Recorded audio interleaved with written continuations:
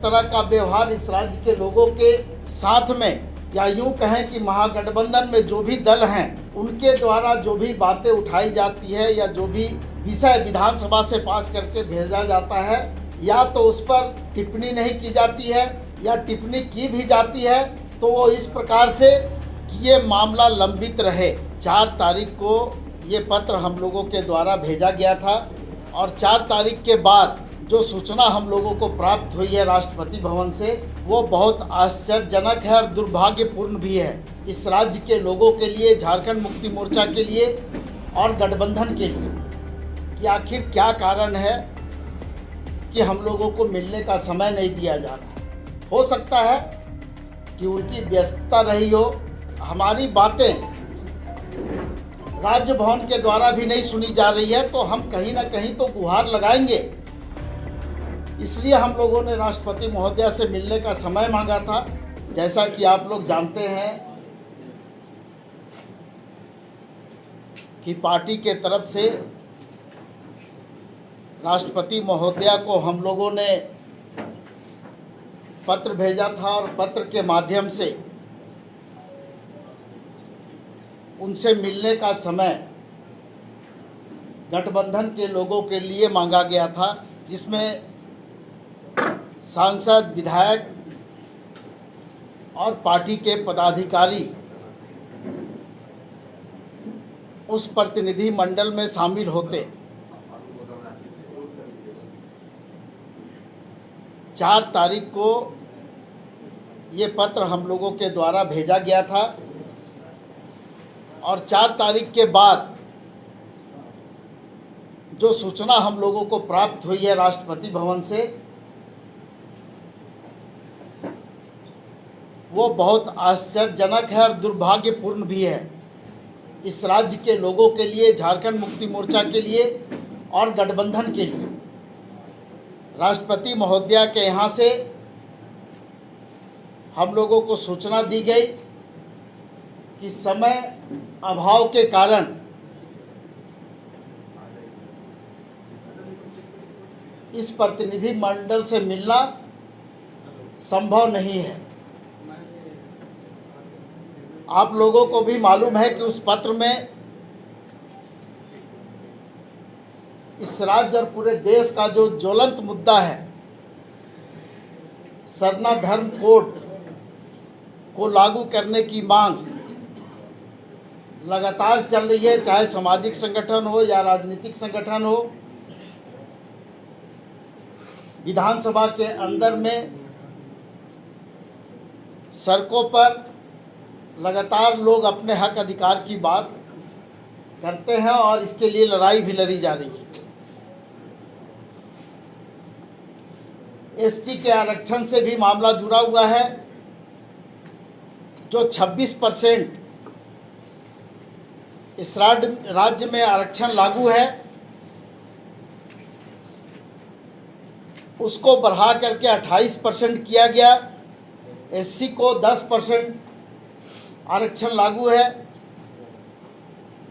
उसको बढ़ा करके 12% किया गया और ओबीसी को जो 14% आरक्षण इस राज्य में मिल रहा है उसको बढ़ा करके 27% किया गया। और ये विधानसभा के अंदर से बहस हुई, विधेयक आया और उसको पास करके राज्यपाल महोदय के पास इसको भेजने का काम किया गया।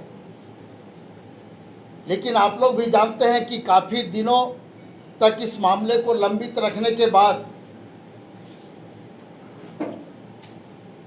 राज्यपाल महोदय के तरफ से जो टिप्पणी आई, वो भी टिप्पणी इस राज्य के लोगों के भावना के बिल्कुल विपरीत थी। उन्होंने कहा कि सुप्रीम कोर्ट के गाइडलाइन के अनुसार ये आरक्षण नहीं है, इसलिए इसे वापस भेजा जाता है। उसी तरह से 1932 का खतियान जो इस राज्य का ज्वलंत मुद्दा है, लोगों के अस्मिता से जुड़ा हुआ मुद्दा है, उस पर भी काफ़ी दिनों बाद राजभवन की चुप्पी टूटी और जब उसको भेजा गया राजभवन से विधानसभा को, तो उसे पुनः उसी स्थिति में पारित करके विधानसभा से फिर राजभवन भेजने का काम किया गया। मैं इसलिए इन बातों की चर्चा कर रहा हूं कि जिस तरह का व्यवहार इस राज्य के लोगों के साथ में, या यूं कहें कि महागठबंधन में जो भी दल हैं उनके द्वारा जो भी बातें उठाई जाती है या जो भी विषय विधानसभा से पास करके भेजा जाता है, या तो उस पर टिप्पणी नहीं की जाती है या टिप्पणी की भी जाती है तो वो इस प्रकार से कि ये मामला लंबित रहे। दूसरी बात कि जब राष्ट्रपति महोदय के यहाँ से हम लोगों को ये सूचना आई, निश्चित रूप से हम लोगों के अंदर में ये बातें हुई कि आखिर क्या कारण है कि हम लोगों को मिलने का समय नहीं दिया जा रहा है। हो सकता है कि उनकी व्यस्तता रही हो, लेकिन जो विषय है इस राज्य के लिए काफ़ी ज्वलंत विषय है। हम लोग चाहते हैं कि गठबंधन के लोगों को, जो सांसद हैं, विधायक हैं या पार्टी के ऑफिस बेरर हैं, उनको मिलने का समय दिया जाए। हम लोग इसके लिए राष्ट्रपति महोदया का आभारी रहेंगे और इस राज्य के लोग जो इन विषयों से प्रभावित हो रहे हैं उनकी भी भावना का ध्यान रखा जाए। बिल्कुल हम लोग प्रयास करेंगे कि उनके तरफ से हम लोगों को समय दिया जाए, ताकि हम लोग, चूँकि हमारी बातें राज्य भवन के द्वारा भी नहीं सुनी जा रही है, तो हम कहीं ना कहीं तो गुहार लगाएंगे। इसलिए हम लोगों ने राष्ट्रपति महोदया से मिलने का समय मांगा था, लेकिन जब समय नहीं मिला तो हम लोगों को दुख हुआ है, आश्चर्य भी हुआ और उनके फैसले पर हम लोगों को निराशा भी हुई। विनोद जी, अभी आपने कहा कि हो सकता है उनके पास टाइम नहीं हो, और आप कह रहे हैं कि आश्चर्य भी लगा। तो नहीं, समय अगर नहीं है तो आप एक सप्ताह में नहीं दे सकते हैं, 10 दिन में नहीं, 15 दिन में, 1 महीना बाद आप समय दे सकते हैं। लेकिन विनोद जी, आप कहते थे कि जो खून का रिश्ता था आप लोग का द्रौपदी मुर्मू के साथ, वो कहाँ गया? उस रिश्ता पे आप सवाल क्यों उठा रहे हैं? नहीं, वोट देते वो रिश्ता और ये जो विषय है दोनों अलग अलग है। और आपने एक बात कहा कि वोट देते समय भी जिन बातों को लेकर हम लोगों ने समर्थन किया था, हम लोगों को उम्मीद थी कि राष्ट्रपति महोदया, चूंकि इस राज्य में भी राज्यपाल रह चुकी हैं, यहाँ के लोगों के भावना से अवगत हैं, तो निश्चित रूप से जो बातें हम लोगों के द्वारा पत्र में दर्शाई गई है उस पर वो सहानुभूति पूर्वक विचार करेंगे। बीजेपी के एजेंडे पे तो राष्ट्रपति काम नहीं कर रही है। नहीं, ये सवाल हम उन पे नहीं उठा सकते हैं कि किसके एजेंडे पे काम कर रही है, लेकिन हम लोगों को तकलीफ हुआ है और इस राज्य के लोगों की भावना आहत हुई है। तकलीफ हुई कि हम लोगों को, जब हमने 50 लोगों का उनको पत्र भेजा था कि 50 लोग, उसमें सांसद, विधायक, और आपको मालूम है कि महागठबंधन में कितने विधायकों का समर्थन प्राप्त है और महागठबंधन के साथ कितने सांसद हैं, तो सारे सांसद और विधायक अगर आपसे गुहार लगा रहे हैं और उसके बाद भी अगर आप नहीं मिल रही हैं, इसलिए तकलीफ हुआ। अच्छा, इससे पहले क्या डेलीगेट कभी आप लोग मिले सरदार धर्मकोट को लेके, मतलब राष्ट्रपति द्रौपदी मुर्मू से पहले कभी? तो जब हेमंत सोरेन जी इस राज्य में मुख्यमंत्री थे तो उन्होंने पत्र के माध्यम से भी राष्ट्रपति महोदया को अवगत कराया था और हम लोगों को पूरा विश्वास था कि उनका सहयोग इस राज्य के लोगों को मिलेगा। अच्छा विनोद जी, आज एक बार फिर सुबह से ईडी की कार्रवाई हो रही है, लगातार कांग्रेस विधायक है उनके यहाँ पे, इस ईडी की कार्रवाई को किस रूप में आप देखते हैं जो आज सुबह से चल रही है? देखिए, जिस रूप में आप लोग इस मामले को देखते हैं उसी रूप में हम लोग भी देखते हैं, और ये कार्रवाई हो रही है तो कार्रवाई के पश्चात ही हम लोग टिप्पणी करें तो ज़्यादा बेहतर हो। विनोद जी, कल बैठक हुई थी मुख्यमंत्री आवास में गठबंधन सीट को लेकर प्रत्याशी, उसमें क्या निकला, कब तक घोषणा कीजिएगा?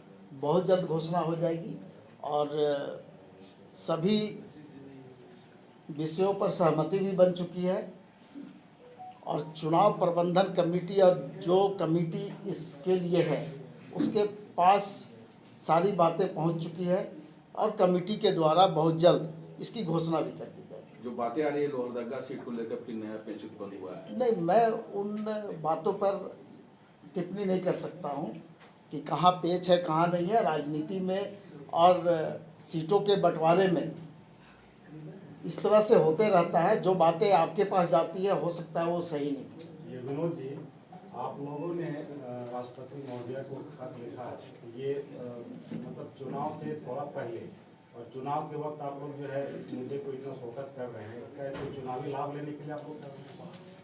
देखिए, आपको शायद मालूम नहीं है, इस विषय पर लगातार झारखंड मुक्ति मोर्चा और गठबंधन के लोग मुखर रहे हैं। ये कब इस विधेयक को पास किया गया था आप उसके विषय में जान ले, ये मांग कब का है, और जब इस राज्य में हेमंत सोरेन जी मुख्यमंत्री थे उस समय से ये बातें सामने लाई जा रही है, उनके संज्ञान में ये सारी बातें लाई गई हैं। चुनाव से जोड़ करके अगर आप इस मामले को देखते हैं तो हमको लगता है ये उचित नहीं होगा, ये CAA नहीं है। धन्यवाद। CAA को लेकर के क्या है? क्या झारखंड में देखिए, आपको लोगों कोई के निर्णय अंदर दिया? में जो इस सरकार के प्रति जो सोच बन रही है, जो विषय है, जो मुद्दे हैं, उससे भटकाने का एक जरिया मात्र है। आपको मालूम होगा कि 11 लाख लोगों ने इस देश को छोड़ा जो व्यापारी वर्ग से आते हैं, उस पर कभी चर्चा हुई? और आप उन लोगों को लाने की बात कर रहे हैं जो इस देश में नहीं है। आपके देश के लोग आपको छोड़ करके जा रहे हैं, इस देश को छोड़ करके जा रहे हैं, उसका असर यहाँ के इकोनॉमी पे पड़ रहा है, लेकिन उस पर